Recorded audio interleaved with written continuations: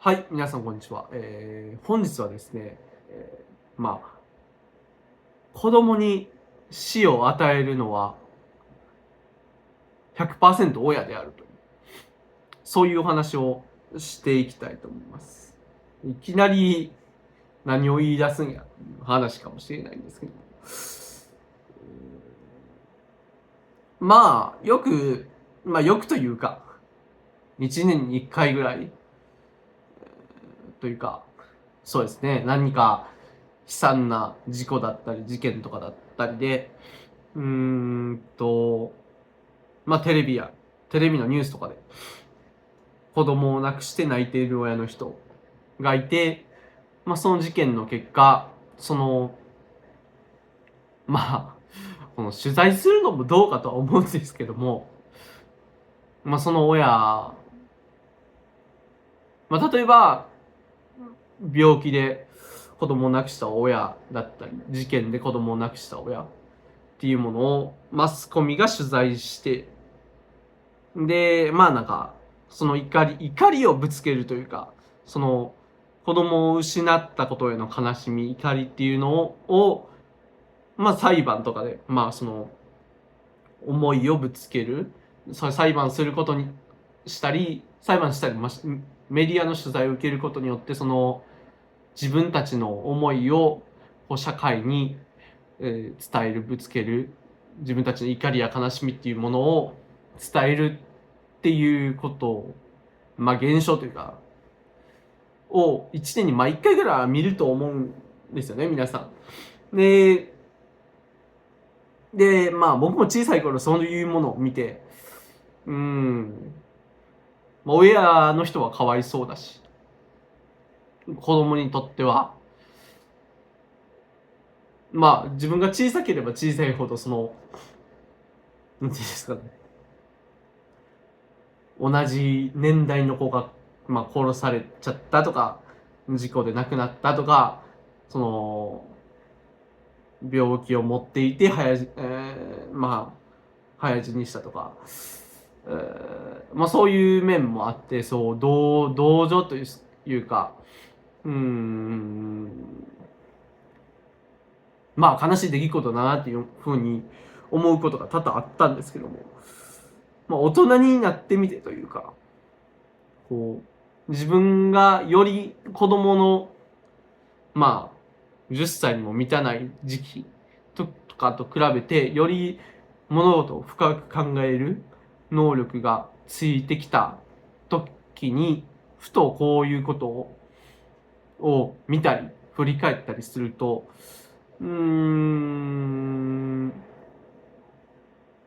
現象として、子供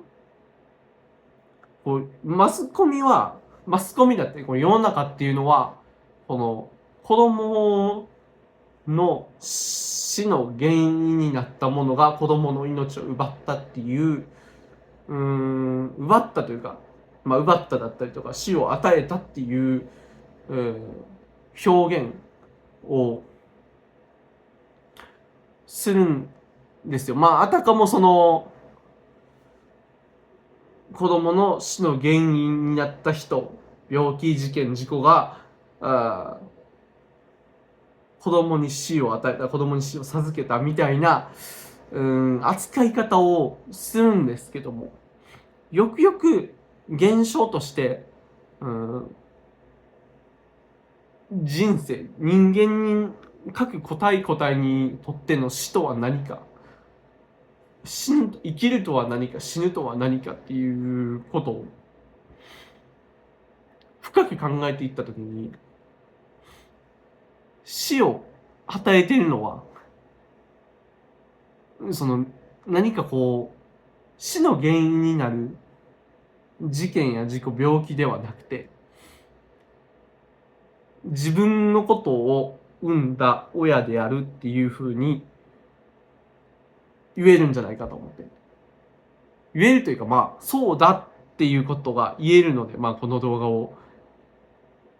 撮っています。で、これ、親としては、受け入れれない人もいると思うんです。もう感情的に。で、じゃあこの子供のが死ぬ原因になった事件を起こした人や、事故だったり病気は、その子供に死を与えてないのかって言われる、思う人もいると思うんですけど、これは実際問題、死を与えてるんではなくて、死を予想していたよりも近づけただけの話なんですね。で、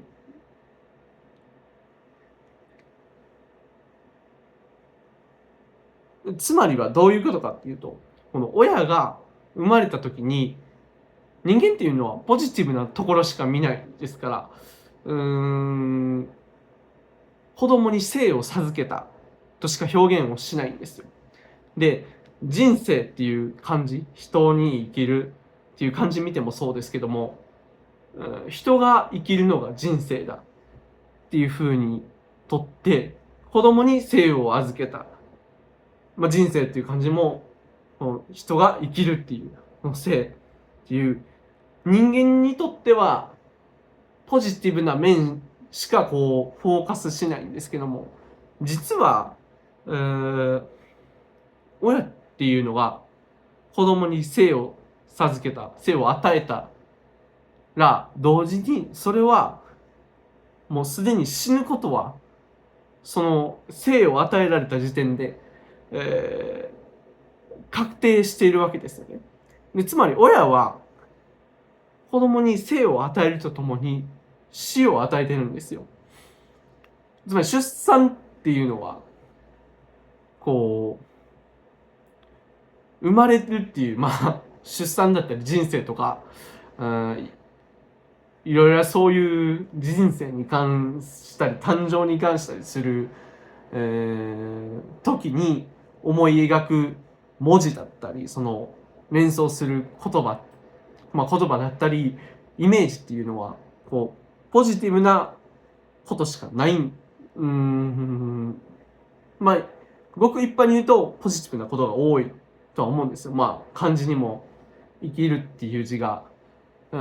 ほとんど入ってるんじゃないかなって思うんですけど、ほとんどの事象に関して。だけどそれは人間が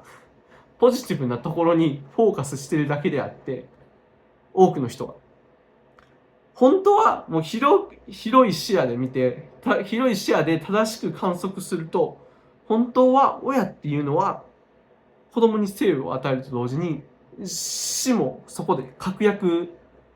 してるわけですね。でも世の中っていうのはこの死を確約しているっていうのをすごく隠したがってるわけですよ。で、僕は反出生主義者として、ネットでその反出生主義じゃない、どちらかというと子供を持っている人と、対話をする機会とかがあった時にその話をすると、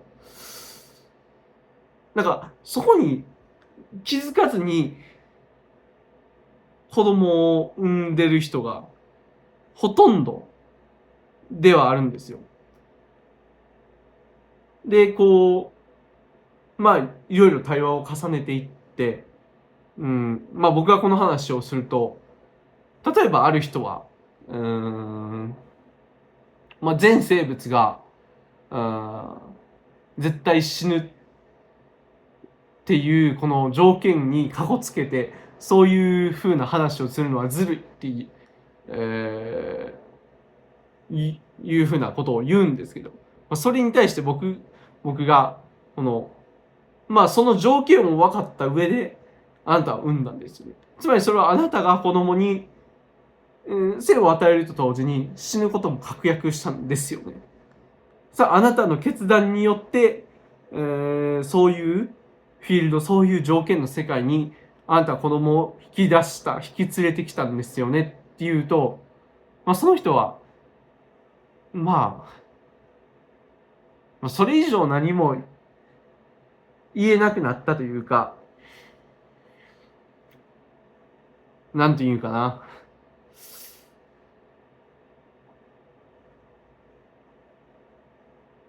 こう、なぜか知らないですけど、なんか、自分が死ねと言われてるみたいですっていう、僕の予想もしない返答が返ってきたわけなんですね。でこれ、まあ多分ですけども、こう、自分が死を与えたっていう感覚がなかった。で、なおかつ、それを意識していなかった。だけどそれに気づいたからだと思うんですよ。で、まあ、そういう人もいますと。で、まあ、少しこの気の強い人だったら、まあ、それに対して、何を今更、自分は子供を産んだ瞬間に、まあ、生を与えて、そ、それと同時に死を確約した、子供に死を押し付けた、子供がいつか死ぬことを強制させた、子供に死を与えたっていうのは分かっている、自覚しているっていう、まあ、少しというか、まあそういう親の人もいるでしょうと。で、そういう人に聞きたいんですけども、じゃあ、うーん、子供に、子供って結構素朴な疑問を大人に投げつけるじゃないですか。で、なぜ自分が生まれてきたのって言われた時は多分答えれると思うんですよ。まあ、どういうふうに話を持っていくかは、まあ、それぞれの勝手だとは思うんですけども、お父さんとお母さんが愛し合ったからだよとか、まあ、はたまた、こう、メルヘンな話をして、あなたがお母さんを選んだんだよ、みたいな、そういう、まあ、とんでも論というか、まあ、そういうメルヘンな方に持っていって、こう、父親と母親が性行為をして生まれたっていう、この事実を、まあ、ごまかす。まあ、なんとかしてごまかすっていう風な、のが、まあ、一般的ではあるんですけども。じゃあ、反対に、子供になぜ生物は死ぬのか、なぜ人間は死ぬのか、なぜ自分は死ななければならないのかって、聞かれた時に、自分があなたを産んだからだよ。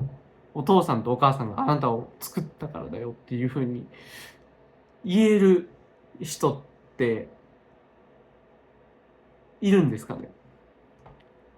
多分ほとんどの親の人はそれを言えないと思うんですよ。で、なぜ言えないかっていうと、まあ基本的にその子供を作る以前の状態で子供を作ることは子供に生を与えると同時に死ぬことも強制する、つまり死も与える行為なんだっていうふうに、まあ、ちゃんと理解している人は、まあ、基本的には子供を作れないと思うからです。で、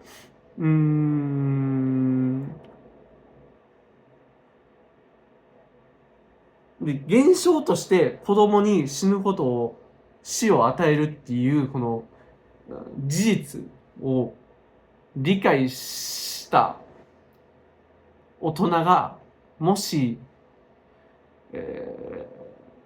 子供を産んだとしても、この子供のなぜ自分は死ななければならないのかっていう意見を聞いたときに、多分自分が死を与えたからだよとは言えないはずなんですね。それは多分ですけど、子供に、生を与えると同時に死ぬことも与える。死を与えるっていうのと、自分が子供を作りたいっていう、いわゆる、まあ、ちょっと軽い言葉で言うとメリットデメリットのトレードオフみたいなところで、その自分の欲というものをある種そこで優先してるわけじゃないですか。でそこで、大概の人はそう後ろめたくなっちゃうというか、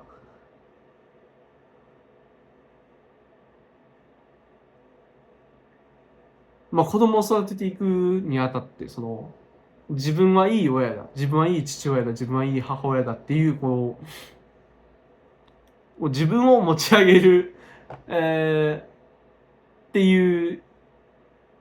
のはすごく大事というか、そう思いながらじゃないと、子育てなんて多分やっていけねえだろうなって僕は想像してるんですけども、そういう状況において自分を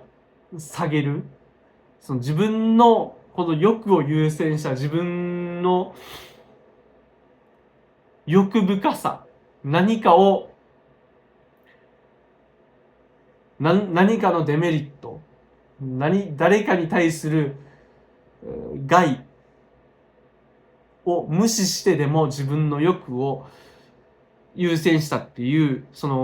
ある種の醜さを素直に子供には伝えられない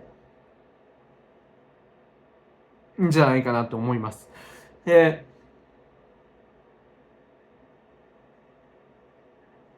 いろいろ子供を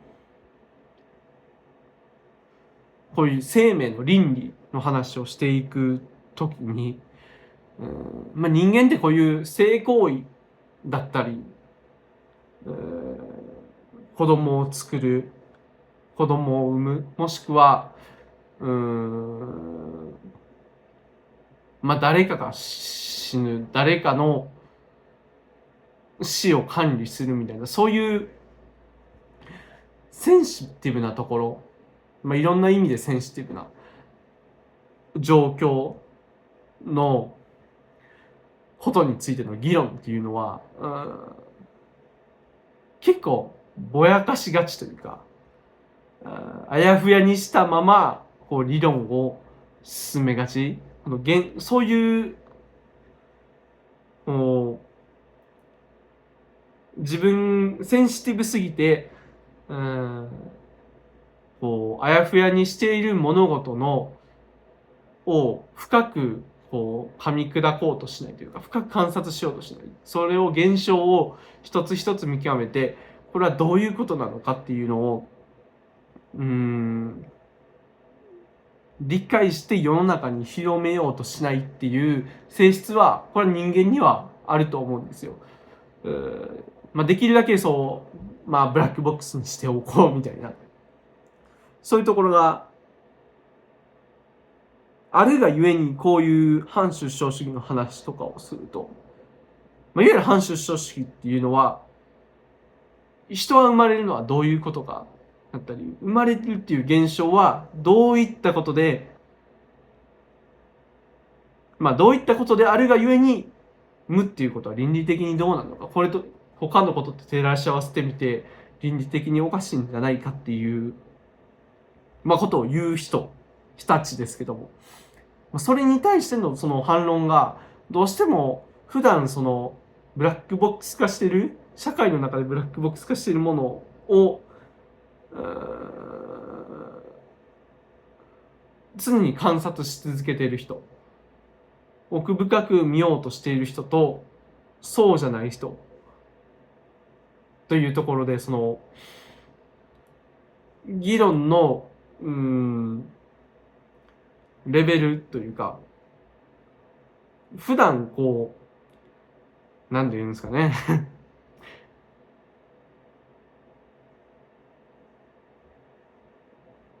普段のその土台が違うから、その議論が成り立たなかったり、最終的に反出生主義に対してかけられる言葉が感情論になってしまう、論理的に返せない、っていうことが起こってしまってると思うんですよね。つまりはこまあ僕たち反出生主義者っていうのは、他人が子供を産むっていうことに対して、こう、実力行使でこう邪魔することは、まあ現代の法律上できないわけですよね。で、まあ、憲法がある限り、例えば、誰かが子供を産むっていう行為を、阻止するっていう法律も作れないはずなんですよ。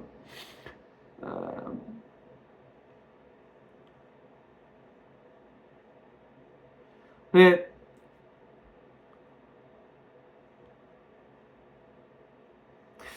なんて言ったらいいのかな。まあ、作れないはずで、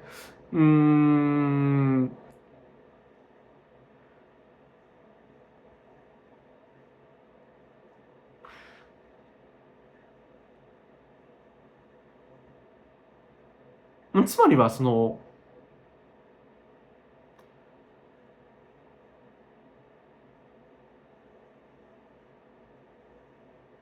まあ、反出生主義者としてできることは、まあ、議論することだけなんですよね。で、別にその反出生主義が広まったからといって、実際にその子供を産みたい人っていうのが、こう、法律的に縛られるなんてことは、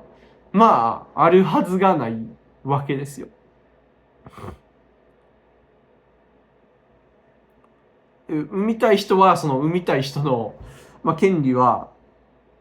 まあ、少なくともこの日本の中では、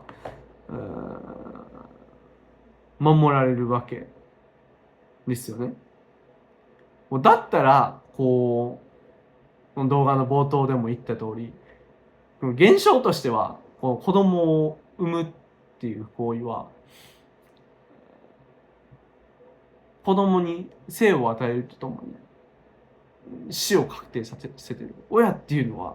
子供に死を与えている。こう、例えば誰かに殺されたり何かの病気で命を奪われたり、事故にあって亡くなってしまったりっていうようなことがあっても、何かの要因で死ぬことがあっても、本質的に子供に死を与えているのは、親自身、自分自身なんだよっていう、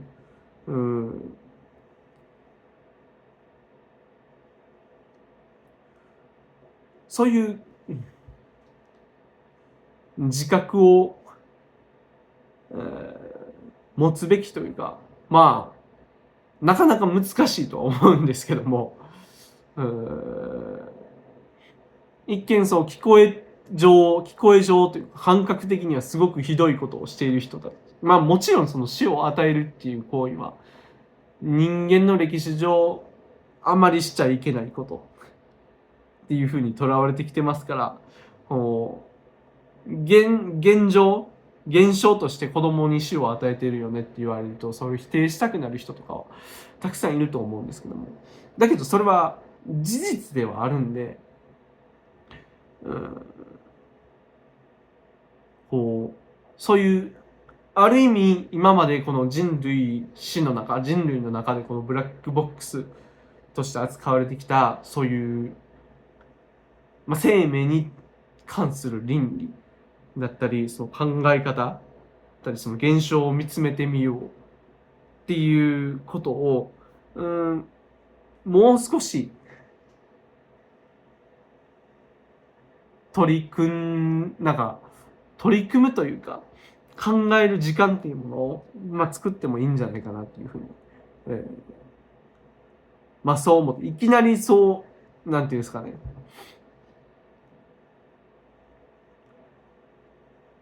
親として自分は子供に死を与えたんだっていうふうな、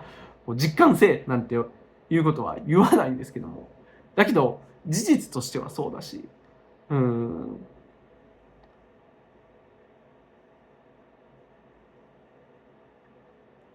まあ、それを、まあそうだよねっていうふうに認めれる親、もしくは自分でそこにたどり着けれる人間が少しでも多くなると、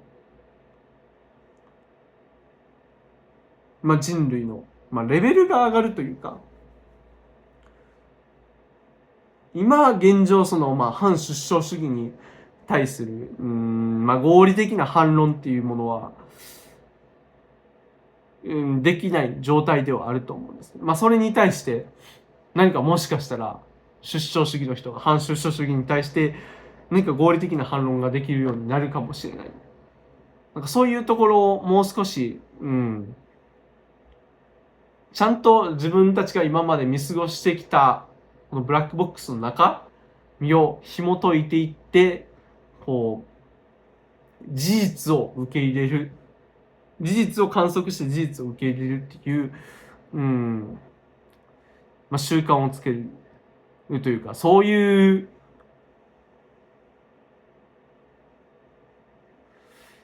そういう習慣をつけていけば、何かこう、反出生主義者としてすごく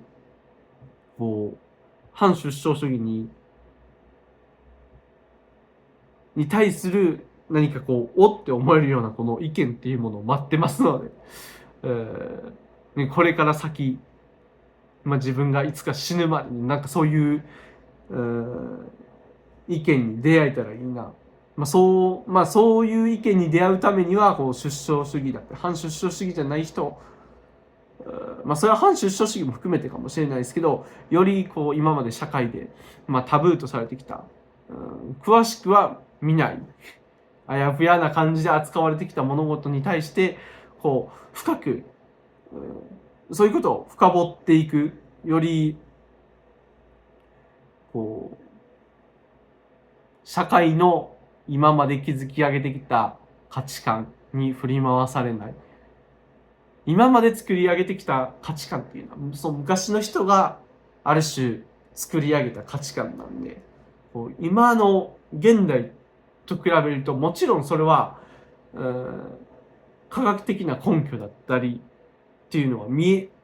よりこう少ない状態でこう作り上げてきたこの価値観なわけですよ。だから常にその過去の人が作り上げた価値観っていうのは疑いの目で自分が今知る限りの最新の情報をもとに疑いの目でその価値観っていうものを見る必要はあるし、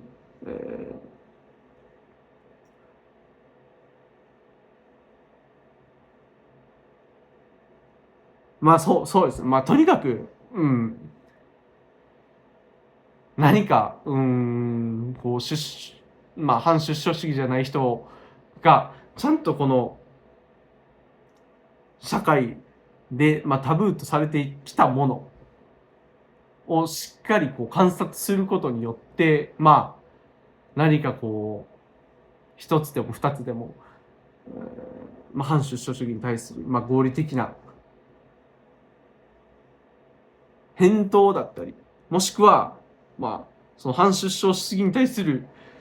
疑問とか、そういうのであってもいいので、なんかそういうのが、そ